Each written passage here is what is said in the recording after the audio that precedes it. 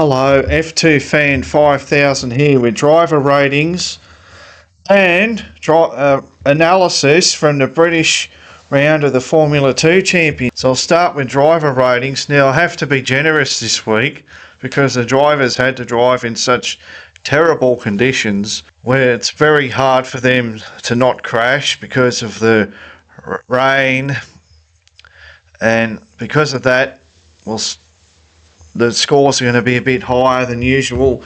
You know me, I like to score them a little bit harsh, a little bit tough, but it's got to be fair, right? It's not easy to drive, especially a difficult circuit like Silverstone, undulating. So, first driver, Leonardo Fornaroli, gets a 8.5 out of 10. His qualifying was disappointing, and he almost qualified 11th, but he's qualified 10th because he's the only driver to go faster on his second push lap, which is often the case with Fornaroli. I think 10th is very disappointing. However, he's held on for a very good sprint race win.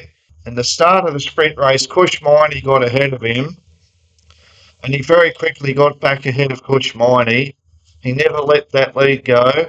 I feel as though he allowed Miney to stay on his DRS for the first half of the race, so that when the other drivers were on fresh tyres, there were faster drivers behind Kushmini, like, for example, Sebastian Montoya. They were destroying their tyres while they're in the DRS of Kushmini, and they couldn't overtake Kushmini because he had DRS on Fornaroli. And then in the second half of the race, Fornaroli drove away from Kushmini and he was overtaken. Fornaroli held on for the sprint race win. So this is a big duck off his back. He knows how to win races now. However, 10th was a very poor starting position. And in the feature race, I thought, he's going to finish 10th, right? And he's going to lose a lot of points in the championship. And he spent most of the race unsuccessfully trying to pass Arvid Lindblad and then Richard Verschoor.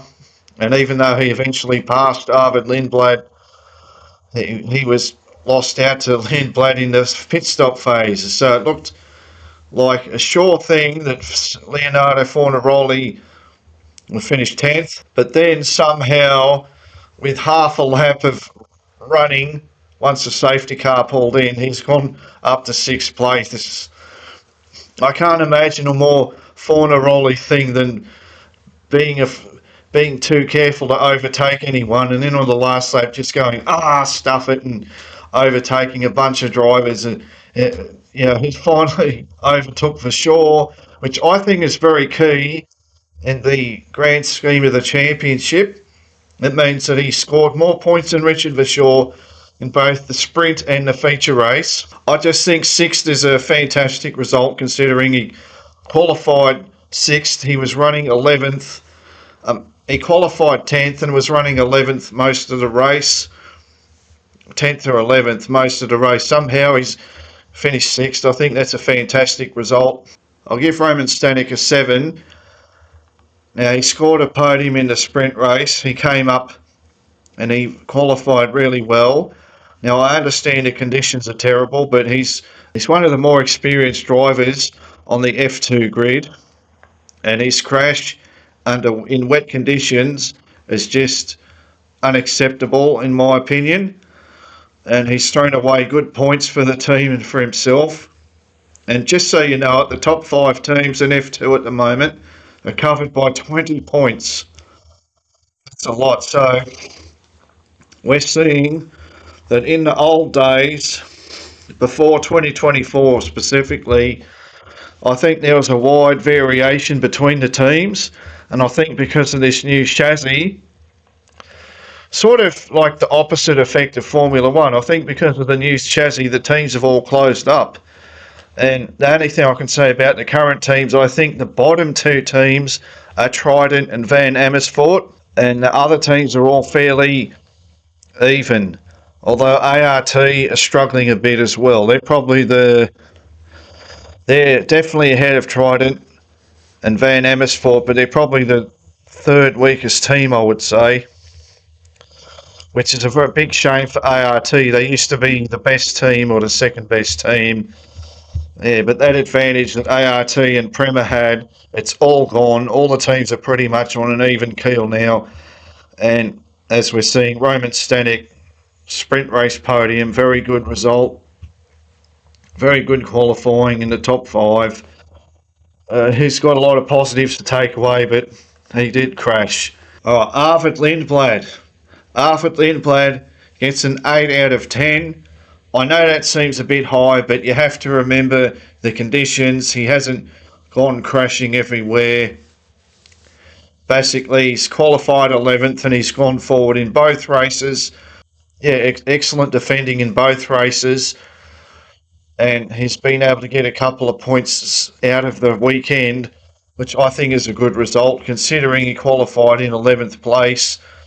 Obviously, for some reason, F2 drivers, with the exception of Isaac Hadjar, at this very race last year, F2 drivers, when they do an FP1 session for F1, when they jump back in the F2 car, they're a bit lost. So I think 11th was okay. He's come forward in the races, youngest driver in the field, no big crashes or anything like that. So I'd say 8 out of 10 is fair. Pepe Marti gets a 7 out of 10. His qualifying was very poor. He didn't do an FP1 session, so you can't say that he's affected in any way. However, I have to consider that in those treacherous conditions, he's somehow finished 9th place in the feature race. That's a fabulous result considering where he started. Well, I'm not fabulous, but I think it's a very good day at the office, and I'll give him a 7 out of 10. And then Richard Verschoor also gets a 7 out of 10.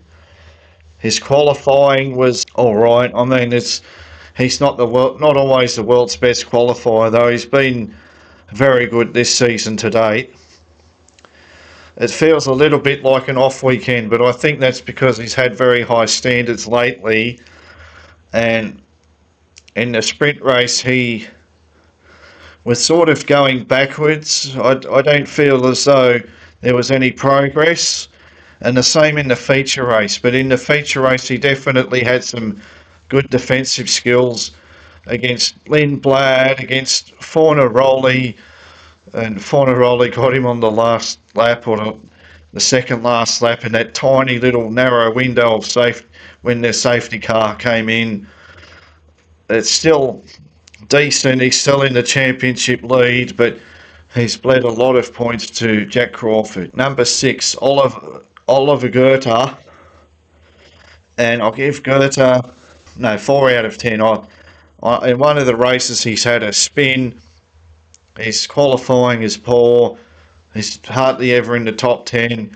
He shows some race pace, but he has his incidents. Since coming to F2, he's been, except for that race in Qatar last year, he's been very average. Sometimes he's been very crash happy.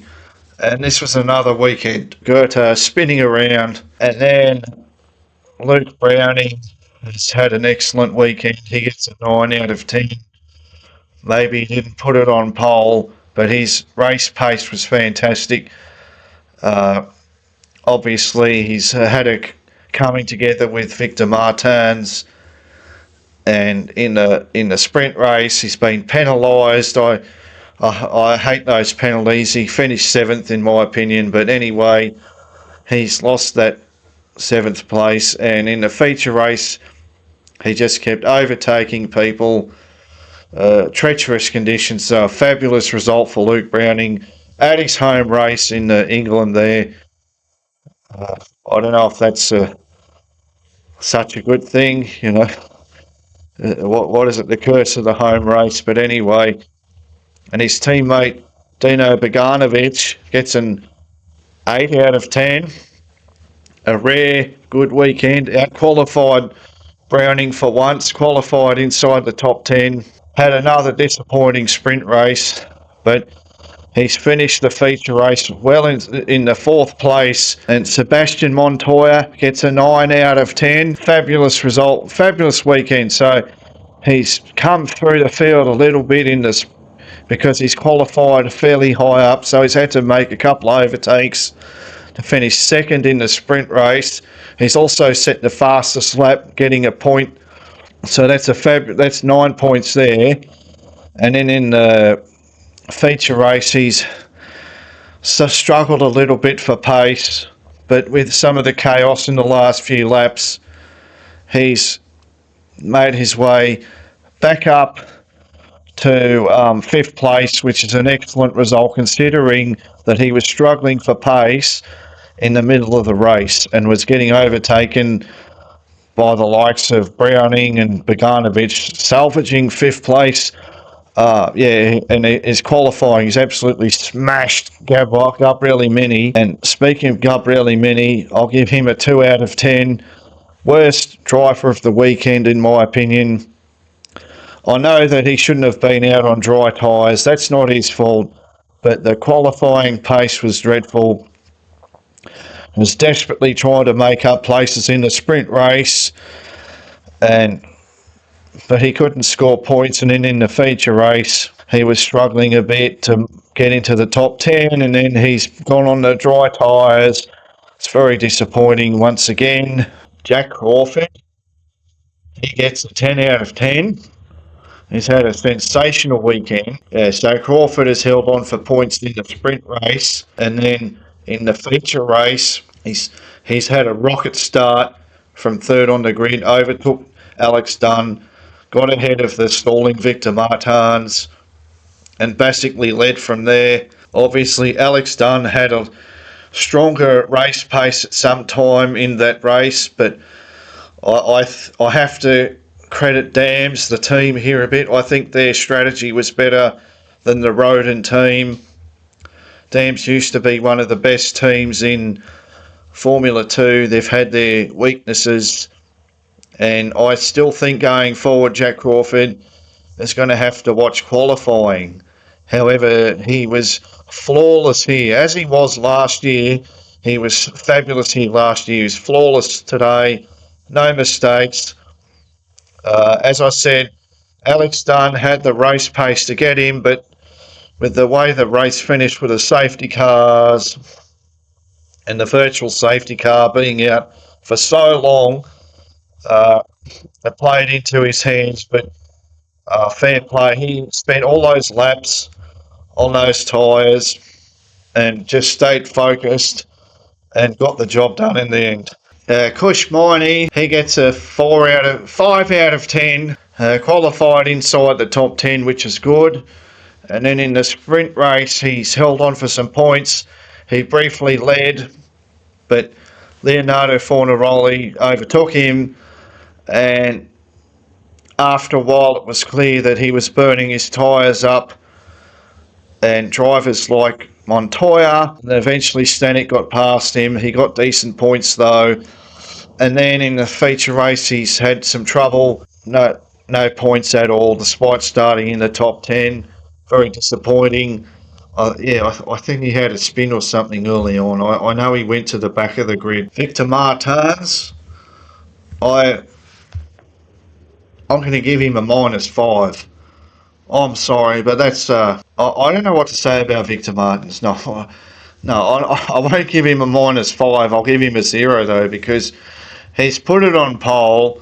His qualifying is excellent. He's one of the best qualifiers Formula 2 has ever seen. He's always in the top 3, except that race where he did an FP1 session. I think that's Barcelona. He's always quick, and it's the same old story, right? Scrappy sprint race, only got a couple of points, and then in the feature race stalls off the line, and he's out there doing a decent job in the wet. And in the last couple of laps, somehow he has a broken wing. We didn't see it on the TV, and he doesn't have any points. I can't believe a driver so fast can walk away from so many weekends of Formula 2 without points. And it's just disappointing overall. It's really disappointing, and I just think, I don't know, I think it's too late for him to save his Formula 2 season. Like, we're already done 8 out of 14 rounds, there's only 6 rounds left. I don't know what he's going to do. I think he should go and join Zach O'Sullivan in Super Formula, take a break from this Formula 2. You know, he's just go somewhere else and prove what you can do, because Formula 2 doesn't agree. Since they've got these ground effects cars, I don't know if it's the ART team or the way Victor Martin sets up the car, what is going on. You know, he looked pretty solid in that FP1 session in Spain, but in Formula 2, it's just, he looks raggedy, and yet in qualifying, he's unbeatable. Well, not unbeatable, but, you know, he's so fast. I don't know, I've lost for words when it comes to Victor Martins. Ritomo Miata gets a 4 out of 10. I'll give him a 4 out of 10 for keeping the car out of the barriers in the feature race. However, he's had no pace all weekend. He's gotten a penalty in the sprint race. I mean, the penalties are silly anyway. They're stupid. These young drivers have got to go racing. They've got to prove who they are. They've got to get their elbows out. There's penalty for everything. I don't want to even talk about it, but you know, it's just another race weekend where Ritomo Miata qualifies well outside the top 10 and go anywhere in the races. No points. It's very depressing, if I'm being honest. You know, like Victor Martins, we know that Ritomo Miata is an excellent driver. I think he did well in sports cars in Europe last year.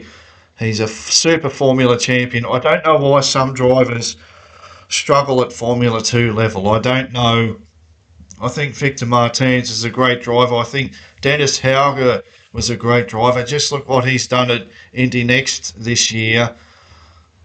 You know, but some drivers, they hop in Formula 2 and it's just all downhill. I don't know what it is about this series. Is it the series? Is it the drivers? Is it the driving style? I really couldn't tell you. Alex Dunne. Alex Dunne gets a 9.5 out of 10. Alex Dunne was very sloppy in the sprint race, and it's cost him, and he didn't finish. But his qualifying was excellent. He's put it on the front row within a tenth of Victor Martins. I mean, honestly, he's the fastest driver in the feature race. It's more circumstance rather than anything that stopped him from winning that, in my opinion. He held onto those tyres better than Jack Crawford did. He was closing in. He looked like he was going to overtake. And then the safety cars came out, and that changed everything. The virtual safety car cost him a lot of time. I don't know why they mucked around with a virtual safety car. It was so obvious they needed to put a safety car on the track, but for some reason the stewards were faffing about with the virtual safety car, and they just lost a lot of time doing nonsense laps while the pit lane is closed. I don't understand it at all, but there you go. That's what happened but anyway, the pace of Alex Dunne is very good. He's very impressive. I mean, he's had some, like, the disqualification is just shocking in the Austria, but anyway, he's bounced back. Another second place. He's fast, he's rapid, Formula 1 material for sure. He's not the only one. I think there's other drivers on this grid that are Formula 1 material. But speaking of drivers that aren't Formula 1 material, his teammate, Omari Cordeal, he gets a 5 just for keeping it on track. You know, qualified well outside the top 10, no pace, the usual Cordeal story. Has a couple of good weekends every year, but, you know, Joshua Dirksen finally was having a good weekend. He gets a 5 out of 10 because he scored points in the sprint race. I think AIX is, what did I say before? The ART is the third worst car. No, it's the fourth worst car. AIX are not a very good team. I think Joshua Dirksen is struggling in a car that's set up the wrong way. That I don't know what it is, because I think he's a very good driver. We saw that in the second half of 2024 when the car was in the right window with a setup, what he could do. Podiums and a feature race win, they were on the cards. This year he struggled like crazy, but I'll have to say, at this race, he was on for points in the feature race, and he spun and caused an accident, a stoppage, and that's terrible, really. That's really disastrous. I can't, because he's fairly experienced now, throwing away good points. And his teammate, Chien Shields, I'm going to give Chien Shields an 8 out of 10. He's, he's lacking on the talent front, but he's just been, what can I say, he's getting in front of drivers in other teams. We're talking a driver that's on the level of, Regunathan, a very slow driver, but he's been able to finish ahead of the likes of Esterson and Boganovic in the sprint, and he's been close to points a couple of times. He's finished 14th in that race, right? So this is a driver that no one rates at all, and he's finished 14th, hasn't crashed it, hasn't binned it, hasn't caused an accident, where more experienced drivers, more highly rated drivers have. And for that, I've just given him an 8 out of 10. I mean, he doesn't deserve an 8 out of 10, but, considering the expectations are so low for Chien Shields, 8 out of 10 is actually on the cards.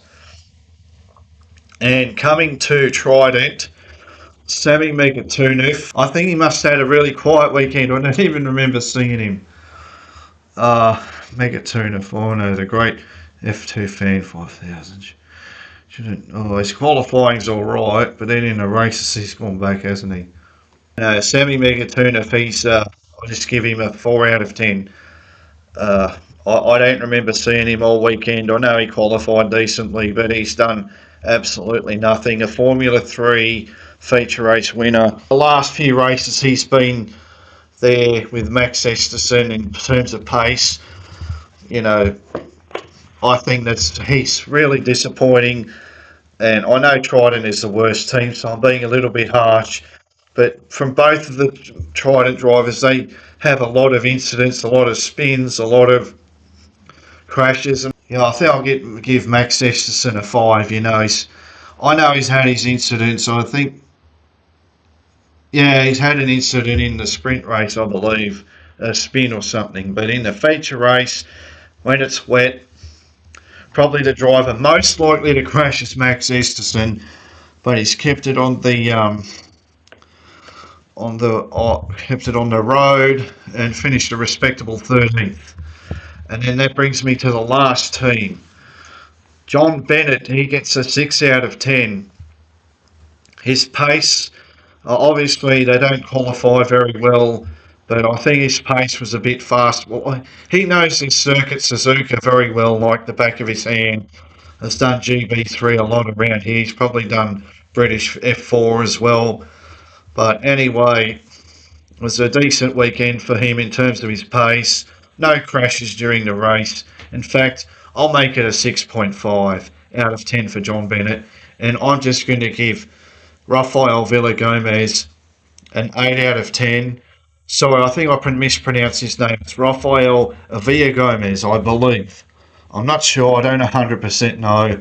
But I think it's Villagomez. And anyway, he just gets a good mark, because when more highly rated drivers have crashed, have had spins, have had accidents, he's kept his nose clean and he's come through for a point. Yeah, he finished the feature race in 10th place. Isn't that a fantastic result for Rafael Villagomez?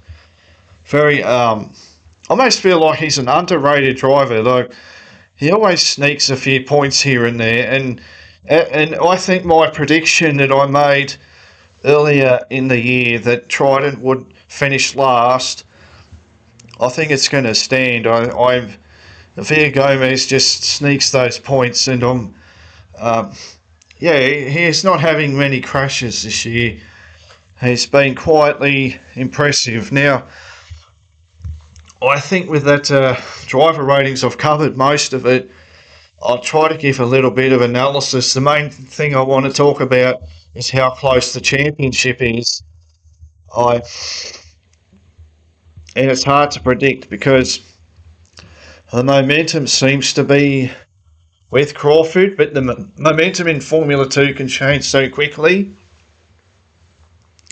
And then Alex Dunne, and coming to Alex Dunne, he's consistently fast, but he's a real firebrand. I don't never know what's going to happen next when Alex Dunne is around. I think he's been fantastic this season, but I never know when he's just going to go for a bonsai overtake and crash. But he usually only does that in the sprint race. In the feature race, he usually pulls a good result. He's had a disqualification. I'm really upset about that. He really should be leading the championship. That 18 points is just like a thorn in my side. I just think how it's not an accurate representation of where these drivers are at. Richard Verschoor is highly experienced. I feel he's a very known quality, and some of that known is in inconsistency, and I think that'll cost him the title, but I'm not sure. He's very much in tune with that MP Motorsport squad. Fornaroli, he just needs to fight. He needs to step up his game in qualifying, in my opinion, and he'll be fine. I don't know where he's going to come out because he's very tentative to make overtakes like this. But I like that. I like how he's he's the exact opposite of Alex Dunne. Alex Dunne is like, well, I'm coming through, lad. I'm coming through. I'm going to just push out the way. I need to get through. Whereas Leonardo Fornaroli's just sitting back. He's like, oh, okay, well, I won't overtake. No, I can't do the accent. But he's not going to overtake you unless he's 100% sure that he won't crash, or he just pulls off these insane overtakes. You can't believe that he did it when he feels he really needs to make an overtake, yeah? Like the overtake he made on Christian Mansell to win the Formula 3 title last year. And he did that this weekend twice. He did it on Kush Miney on the opening lap of the sprint race, and he's done it again, as I said, in that moment when the safety car came in. He's just got Verschoor and Lindblad. He's got both of them just going all guns blazing, but he spent most of the race behind them, almost too afraid to make the overtake. So he has to work on main thing he needs to watch out for is the qualifying and the race starts. If he nails that, and if his team can nail I feel as though the team lost him points in the pit stops as well. If those three little things are fixed up by Fornaroli, I don't see why he can't challenge for the title, but they need to fix that, right? And Lindblad, I'm feeling, is moving a little bit far away. He can bounce back. He's been, in the past, his weakness was inconsistency, and we've seen that. He was brilliant at Spain, and then had a terrible weekend at Austria. And as we saw last year, and even in F4 in 2023, in the last third of the campaign, he can really, have weak races and lose his position. So maybe this year he's learned from that and he'll have a couple more strong races, put him in contention. But I feel with Lindblad, he's just moving out of range of what I think is he's got to, if he wants to challenge Richard Verschoor, who's leading the championship, he's got to get ahead of Alex Dunne for a start, who's form is absolutely amazing, and Jack Crawford, who, as I said, the momentum is with Jack Crawford, and as I said, the momentum can swing very quickly, as it did last year. Remember, like Isaac Hadjar was on the top of the world after Silverstone, and then in Hungary he didn't score a point. So, and then he was on top of the world again in Spa-Francorchamps, and then his title challenge started falling apart at Monza. And then Luke Browning, I don't know. I feel as though Luke Browning's been a bit anonymous in Spain and Austria, and he's come on strong in front of his home crowd. But his home race is past, so let's see. He hasn't been as crash prone as he was in Formula 3, but I think he needs to find. I don't know. But still, in terms of points, he's very close. So from Verschoor down to Fornaroli in fourth, is those four drivers are covered by 18 points. So that's a second place in a feature race. And the drivers down to Browning is 24 points, and that's one feature race win, or 1 point less. So I feel as though those five drivers are in with a shot. Lindblad's a little bit further behind.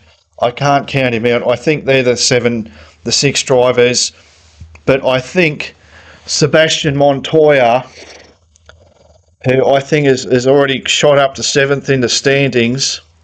Is he seventh or eighth? It's either Martin or Montoya, but he's been climbing up the standings, and his form, I can see him getting further up. So he might get in the top 5 of the championship. With 6 rounds to go, he might even get further depending on his form. And I don't know. And then other drivers like, I think talking about Pepe Marti, I think his title challenge is completely over. He just needs to win a couple of races to put himself in the radar for Red Bull seat potentially. Victor Martins, forget it. He can't, even a fantastic qualifier, he can't seem to get through lap 1 without having an incident or a stall or something. And the rest, they just need to do the best they can. But I think there's good. I just want to say the driving standards were pretty high this weekend. That's why there's a lot of high ratings. It's not. I know there's a lot of runoff area at Silverstone, but still, we didn't see lots of drivers beaching it in the gravel, spinning off, crashing. It didn't happen much. Only a couple of little incidents and they're very minor incidents. The one with Dirksen, it just looked like a simple mistake that anyone could make. Same with the Roman Stanek incident. So, I feel as though the standards of the driving are very high, and I can't wait especially for the round at Spa-Francorchamps. And I think the next 2 rounds are very crucial in deciding who's going to be in the championship fight. I think Hungaroring I wouldn't be surprised if Richard Verschoor bounces back in Hungaroring. He might even win that race. I feel as though that could be a race where superior tyre management comes into play, and reading situations regarding safety car. Whereas I feel as though Spa-Francorchamps is all about outright speed. I mean, I wouldn't be surprised if Alex Dunne was high up the order. And it's really going to depend on their qualifying and getting that lap in. And it could be anybody, really. Could be anybody. So it's all to play for. I can't wait for it. We've got a few weeks, though. But it should be Very interesting.